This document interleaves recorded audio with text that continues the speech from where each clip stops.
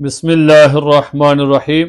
یوم عرفہ کی دین اسلام میں بہت زیادہ اہمیت اور فضیلت بیان کی جاتی ہے۔ عرفہ ماہ ذی الحجہ کے 9ویں دن کو کہا جاتا ہے، یعنی 9 ذی الحجہ کے دن کو یوم عرفہ کہا جاتا ہے، اور احادیث میں اس دن کے حوالے سے مختلف اعمال ذکر کیے گئے ہیں کہ اس دن میں یہ اعمال کرنے چاہیے، جن میں افضل ترین اللہ تعالیٰ کے سامنے ہاتھ اٹھا کر دعا کرنا اور اللہ تعالیٰ سے استغفار کرنا ہے۔ پھر رسول اللہ صلی اللہ علیہ وسلم نے حدیث کے اندر ارشاد فرمایا، جس کا مفہوم یہ ہے کہ جو بندہ یوم عرفہ کے دن روزہ رکھتا ہے تو اللہ تعالیٰ اس کے 1 سال اگلے اور 1 سال پچھلے کے صغیرہ گناہوں کو معاف فرما دیتے ہیں۔ کتنی بڑی فضیلت ہے اس شخص کے لیے کہ جو بندہ یوم عرفہ کے دن روزہ رکھتا ہے، تو گویا اللہ تعالیٰ اس کے 2 سال کے صغیرہ گناہوں کو معاف فرما دیتے ہیں، 1 سال اگلے اور 1 سال پچھلے کے اللہ تعالیٰ گناہوں کو معاف فرما دیتے ہیں۔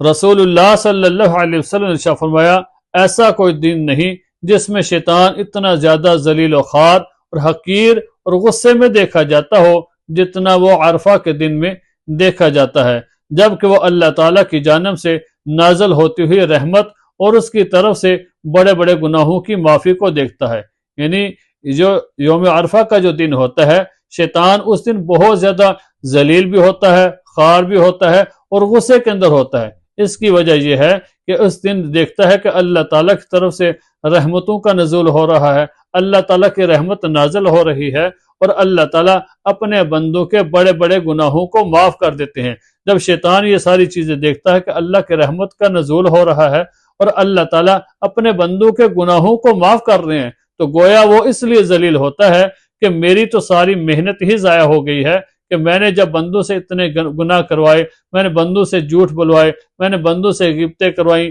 میں نے بندوں سے گناہ کروائے، جھوٹ بلوائے، لوگوں سے فراڈ کرائے اور خون خرابہ کرایا، فساد کرایا، کتنے ہی اس نے گناہ کروائے ہوتے ہیں بندوں سے۔ تو جو اللہ تعالیٰ ایک ایک کر کے اپنے بندوں کے بڑے سے بڑے گناہ کو معاف کرتے جاتے ہیں، تو جب شیطان دیکھتا ہے تو اس دن عرفہ کے دن میں سب سے زیادہ ذلیل و خوار ہوتا ہے اور غصہ بھی اپنے اوپر کر رہا ہوتا ہے، میری محنت جو ہے وہ ضائع ہو گئی ہے۔ تو اس دن کے اندر ہمیں اللہ تعالیٰ کی زیادہ سے زیادہ عبادت کرنی چاہیے، اللہ تعالیٰ کے سامنے استغفار کرنا چاہیے اور اللہ تعالیٰ سے اپنے گناہوں کی معافی مانگنی چاہیے۔ رسول اللہ صلی اللہ علیہ وسلم نے ارشاد فرمایا، بے شک یوم عرفہ، یوم نحر اور ایام تشریق ہم اہل اسلام کے لیے گویا عید کے دن ہیں، اس لیے کہ ان میں اللہ تعالیٰ کی خصوصی رحمت نازل ہوتی ہے۔ یعنی یہ جو یوم عرفہ کا دن ہے، یوم نحر کا دن ہے، یعنی 10ویں ذی الحجہ عید کا دن ہے، اور پھر ایام تشریق، فرمایا یہ جو دن ہے یہ ہم اہل اسلام کے لیے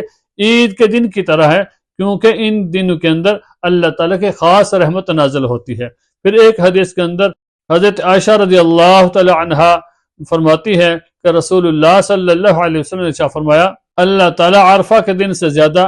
کسی دن اپنے بندوں کو دوزخ سے آزاد نہیں کرتے، اور اللہ تعالیٰ اپنے بندوں کے قریب ہوتے ہیں۔ یعنی یہ جو عرفہ کا دن ہے، اس دن میں اللہ تعالیٰ سب سے زیادہ اپنے بندوں کو دوزخ سے آزاد کرتے ہیں اور اپنے بندوں کے قریب ہوتے ہیں۔ تو یہ دن بڑی فضیلت والا ہے، تو اس دن ہمیں اللہ تعالیٰ کے سامنے استغفار بھی کرنا چاہیے اور اللہ تعالیٰ سے اپنے گناہوں کی معافی بھی مانگنی چاہیے، اور اللہ تعالیٰ کی رضا کے لیے ہمیں یوم عرفہ کا روزہ بھی رکھنا چاہیے۔ اللہ تعالیٰ ہمیں عمل کرنے کی توفیق عطا فرمائے۔